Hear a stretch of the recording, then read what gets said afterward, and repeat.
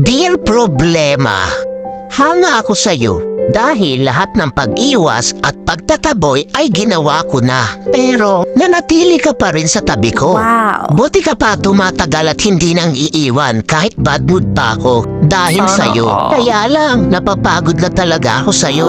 Pwede bang tantanan mo na ako? I-give up mo na ako, please. Mag-break na tayo, problema. Hindi na kita kayang tagalan. Kaya, iba na lang mahalin mo. Mababaliw na ako kaiisip sa'yo. Pwede, ikaw na lang mag-isip sa akin. Ikaw naman mamroblema sa akin. At nakakapagtaka ka rin problema, no?